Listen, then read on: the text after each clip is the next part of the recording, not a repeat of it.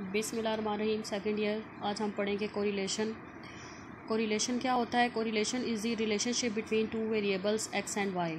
जो एक्स और वाई का आपस में जो आप उसका रिलेशन बताते हैं उसको आप क्या कहते हैं? कोरिलेशन। या तो वो रिलेशन पॉजिटिव रिलेशन होता है या वो रिलेशन नेगेटिव रिलेशन होता है। ठीक है, जब भी एक्स और वाई का आपस में कुछ ना कुछ जो रिलेशन होता है इसको आप क्या कहते हैं? कोरिलेशन।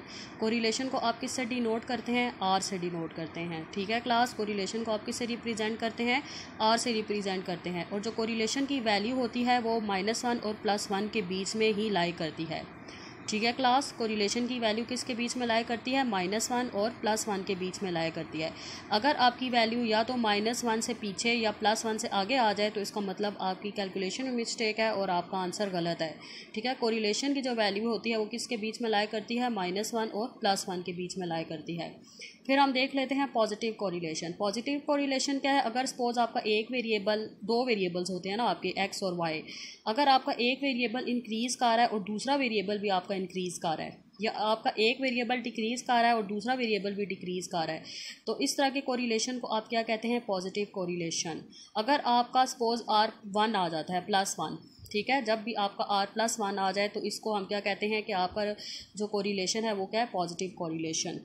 अब हम देख लेते हैं नेगेटिव कोरिलेशन। नेगेटिव कोरिलेशन में क्या होता है? अगर आपका एक वेरिएबल इंक्रीज़ कर रहा हो तो दूसरा वेरिएबल आपका डिक्रीज़ कर रहा हो, तो इस तरह के कोरिलेशन को आप क्या कहते हैं? Negative correlation. और नेगेटिव कोरिलेशन को हम इन्वर्स कोरिलेशन भी कहते हैं। ठीक है क्लास, अगर आपका एक वेरिएबल इंक्रीज़ कर रहा हो और दूसरा वेरिएबल आपका डिक्रीज़ कर रहा हो तो इस तरह के हम कोरिलेशन को क्या कहते हैं?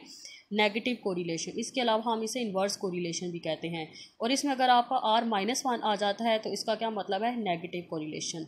अगर आपका R+1 आए तो हम क्या कहते हैं? Positive correlation. आपका R जितना 1 के करीब होगा उतना आप क्या कहेंगे? आपका परफेक्ट पॉजिटिव कोरिलेशन है। ठीक है क्लास, आपका R जितना 1 के करीब जाएगा उतना +1 के करीब जाएगा उतना आप क्या कहेंगे? आपका स्ट्रॉन्ग पॉजिटिव कोरिलेशन है। अगर आपका R जितना 1 के दूर जाएगा उतना आप क्या कहेंगे कि आपका R जो है वीक नेगेटिव कोरिलेशन है।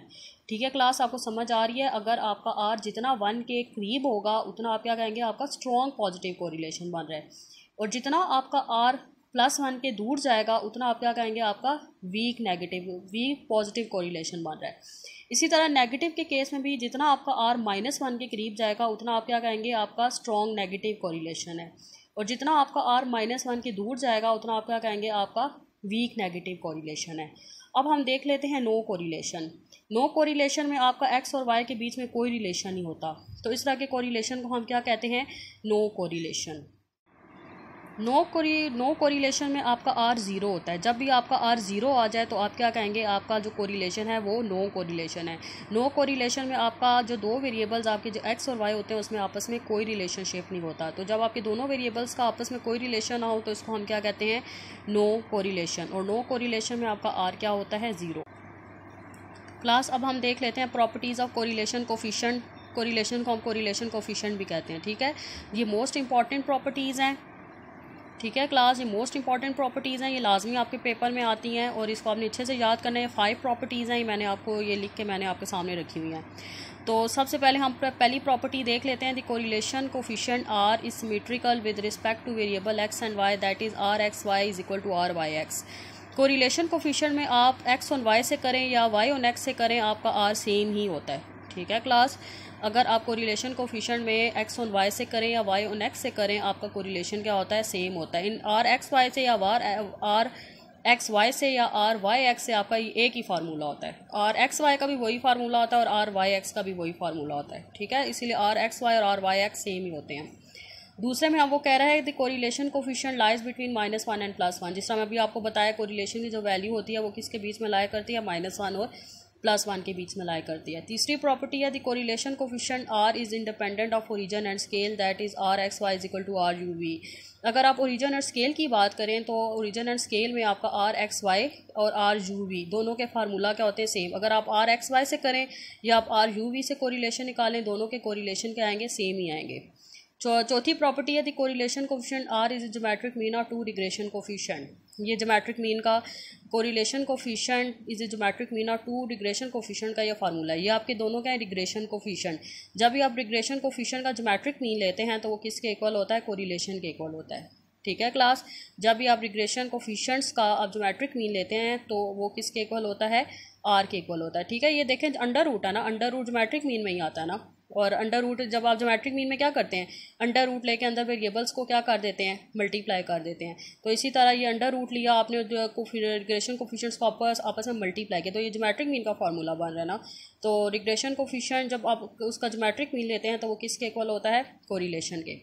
फिफ्थ प्रॉपर्टी है, if X and Y are independent then they are uncorrelated, that is R X Y is equal to zero. अगर आपका एक्स और वाई इंडिपेंडेंट हो, एक्स और वाई इंडिपेंडेंट हो तो उस केस में आपका जो कोरिलेशन होता है वो ज़ीरो होता है। जिस तरह अगर आप इसकी एग्जांपल ले लें, अगर आपका एक्स और वाई है, आपका एक्स क्या है -5, -3, -1, 0, 1, और ये आपका वाई गिवन है 25, 9, 1, 0, 1। अब आप इसमें डाटा में अगर आप देखें तो एक्स और वाई का आपस में रिलेशन है, ये दोनों एक दूसरे पे डिपेंड,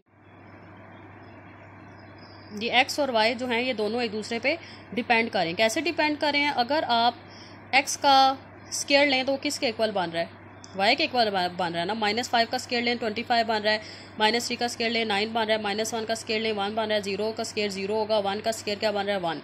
तो एक्स और वाई जो है ये आपस में डिपेंड कर रहा है डाटा में। जब भी आपके डाटा में एक्स और वाई आपस में डिपेंड कर रहा हो तो उस केस में आपका कोरिलेशन क्या होगा, ज़ीरो। ठीक है, जब आपका एक्स और वाई आपस में डिपेंड कर रहा हो तो इसका क्या मतलब है, ये दोनों इंडिपेंडेंट वेरिएबल्स हैं, तो इसका मतलब उस केस में आपका आर ज़ीरो होगा। जब भी आपका एक्स और वाई आपस में डिपेंड कर रहा हो तो उस केस में आपका कोरिलेशन क्या होगा, ज़ीरो होगा। ठीक है क्लास, तो ये आज आपका लेक्चर है। आपने इन सारी कोरिलेशन को और ये जो प्रॉपर्टीज़ हैं correlation, positive correlation, negative, no correlation, इन सारी चीज़ों को अच्छे से समझना है और इनके आपने डेफिनेशन को भी याद करना है। ये सारी डेफिनेशंस आपको समरी में भी मिल जाएंगी। ठीक है, आपने इसको अच्छे से रिवाइज़ करना है और आप कोशिश करें इनके क्वेश्चंस को भी सॉल्व करें। अब हम देख लेते हैं आगे फार्मूलाज ऑफ आर। ठीक है, अब हम देख लेते हैं फार्मूलाज ऑफ आर, मतलब जो कोरिलेशन के डिफरेंट फार्मूलाज हम देख लेते हैं। सबसे पहले ये पहला formula, n summation x y minus summation x summation y divided by under root n summation x square minus summation x का whole square n summation y square minus summation y का होल स्क्वायर। ये किसका formula है आपका class, ये आपका correlation का ये आपका फार्मूला है। ठीक है, ये किसका फार्मूला है, ये सारे कोरिलेशन के फार्मूला हैं, लेकिन मोस्टली आप ये फार्मूला यूज़ करते हैं। लेकिन अकॉर्डिंग टू डाटा, जिस तरह का आपको डाटा दिया होगा फिर आपको उसी के अकॉर्डिंग ये फार्मूला लगाना पड़ेगा, इसीलिए आपको ये सारे फार्मूला याद होने चाहिए। लेकिन अगर आपको एक्स और वाई का सिंपल डाटा दिया हुआ है तो आप ये फार्मूला लगाएं। लेकिन अगर सपोज आपको इसकी वैल्यू दी हुई है, summation x minus x bar Y minus Y bar की वैल्यू दी हुई है, या summation x minus x bar whole square की वैल्यू दी है, फिर आपको ये फार्मूला लगाना पड़ेगा। अगर सपोज आपको डीज वाला डाटा दिया तो फिर आपको ये लगाना पड़ेगा। अगर आपको एस एक्स वाई वाला डाटा दिया तो फिर आपको ये लगाना पड़ेगा। अगर यू वी का कोई क्वेश्चन है तो फिर आपको यू वी वाला फार्मूला लगाना पड़ेगा। ठीक है क्लास, लेकिन अगर आपको एक्स और वाई का सिंपल डाटा दिया हुआ है तो फिर आप ये फार्मूला लगाते हैं। फिर दूसरा फार्मूला ये सामने आपके लिखा हुआ है, summation x minus x bar Y minus Y bar divided by under root summation x minus x bar का whole square summation y minus Y bar का होल स्क्वायर। ठीक है, ये फिर डी का फार्मूला आ गया, ये स्टैंडर्ड डेविएशन के फार्मूला आ गए, यू वी का फार्मूला आ गया, ये simple x y n x bar y bar वाला फार्मूला है। ठीक है, ये सारे फार्मूले आप अच्छे से आप याद करें। ठीक है, अगर आप इस पहले वाले फार्मूले को देख लें तो इसमें इसका क्या मतलब है, एन तो आपकी टोटल ऑब्जर्वेशंस होती है ना, एक्स वाई का क्या मतलब है कि एक्स वाई को मल्टीप्लाई करके उसका सम लेना है। इसका क्या मतलब है, एक्स का सम। इसका क्या मतलब है, वाई का सम। इसका क्या मतलब है, एक्स स्क्वायर का सम और उसको फिर एन से मल्टीप्लाई करना है। इसका क्या मतलब है, एक्स का सम का होल स्क्वायर। इसका क्या मतलब है, वाई स्क्वायर का सम और उसको एन से मल्टीप्लाई करना, वाई का सम और उसका होल स्क्वायर।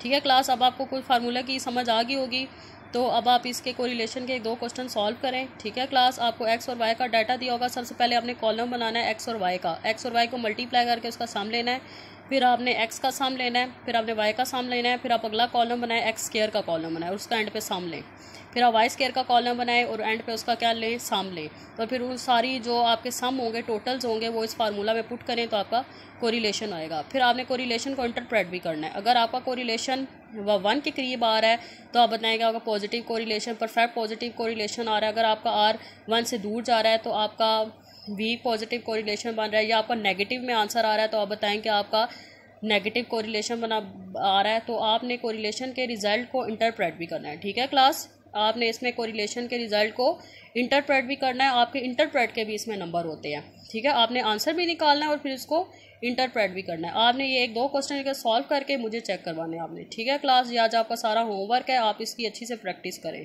ठीक है। अल्लाह हाफिज़।